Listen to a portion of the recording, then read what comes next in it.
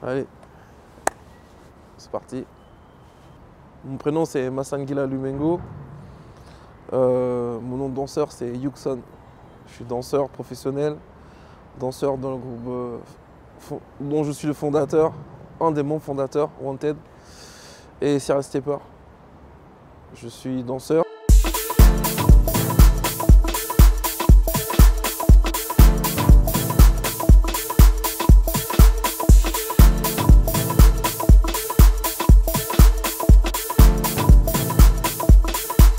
DJ.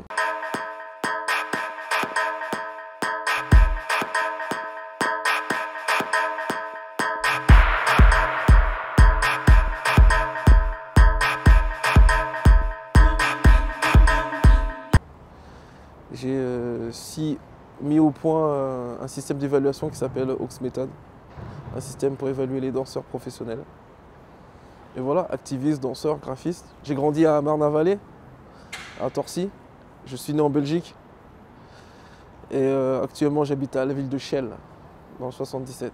Je suis congolais, forcément j'ai dansé avec tout ce qui est rumba, tout ce qui est dombolo, toutes ces danses-là. Et j'ai commencé très tôt parce que j'ai eu la chance d'avoir des cousins qui étaient déjà dans la danse hip-hop. Enfin, mon cousin qui s'appelle Swift, qui était dans le groupe Magical Band, était l'un des premiers b-boys en Belgique. Donc j'ai commencé à danser avec eux. Puis je suis venu en France. Et en France, quand j'ai atterri vers Marne-la-Vallée, j'ai atterri vers Torcy-Lonne, Noisy-le-Grand. Et c'est là j'ai vu les Full Force et d'autres groupes comme les Créateurs Uniques. Et c'est comme ça, moi, je me suis relancé dans la danse.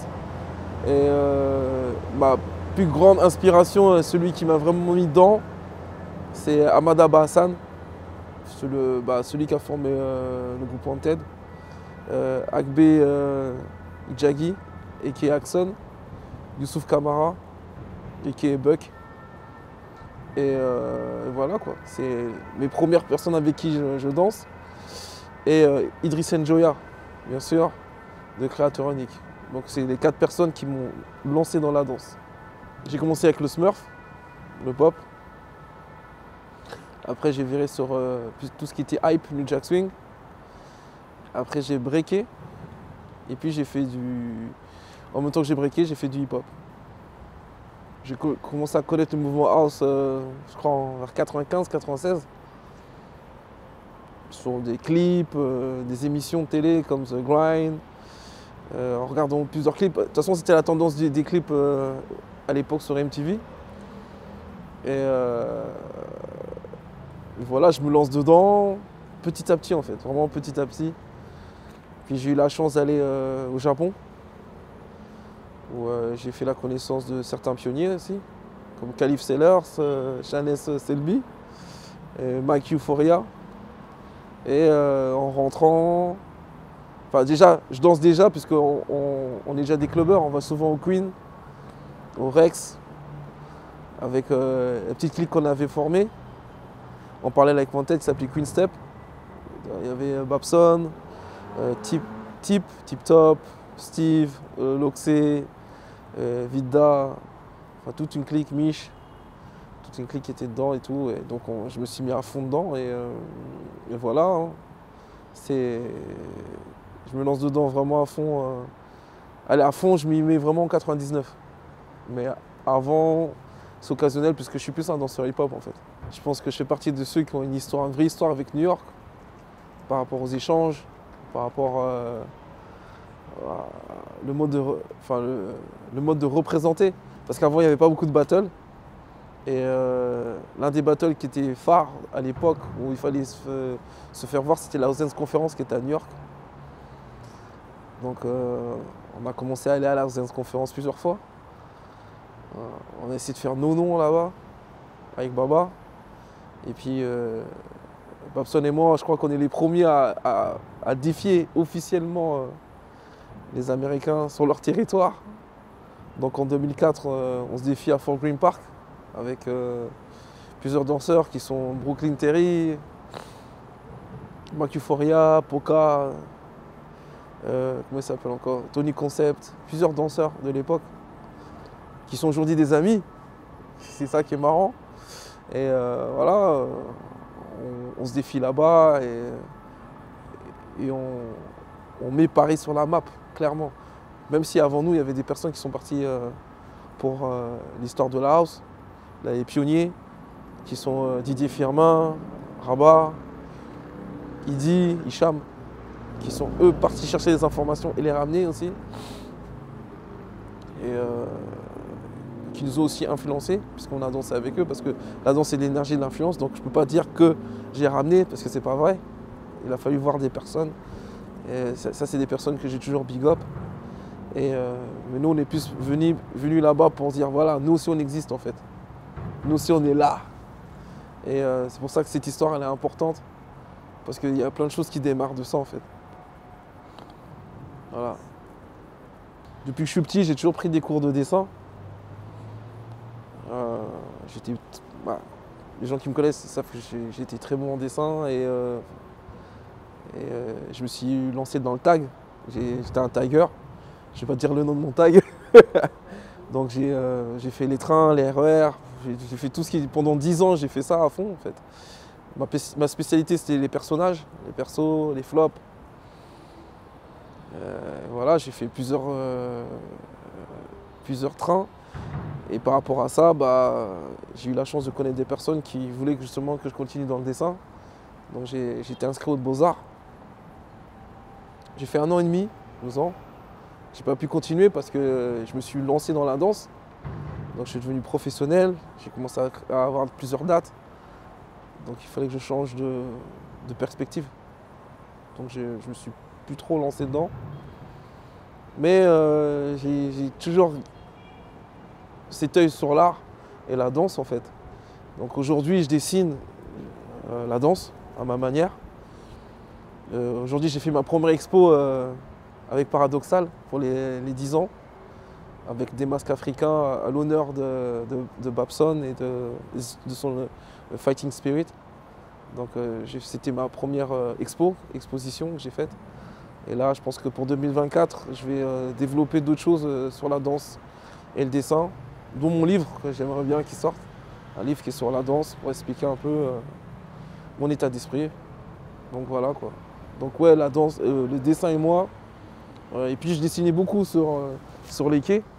On était beaucoup sur le Louvre et tout ça. Donc ouais, j'ai étudié l'art. Et pour moi c'est important quoi. Parce que pour moi c'est la vie. C'est la vie. Expliquer le dessin, expliquer ce que tu ressens à travers un dessin, c'est toujours puissant. C'est aussi puissant que la danse en fait. C'est de l'art. Voilà. Ousmane Sy, qui est Baba, et qui est Babson, c'était mon frère de galère, mon frère en fait. J'étais tout le temps avec lui. Donc ouais, on a fait plein de choses, comme on a fait le monde entier au niveau des battles. Baba est parti sur l'Arkansas, moi Houston. On a fait Houston ensemble. On est parti à LA ensemble. New York. On a fait le Japon ensemble. On a fait plein d'événements, plein de battles. Dont Juste Debout. J'ai 3 victoires avec lui, avec Babson. On a 3 victoires.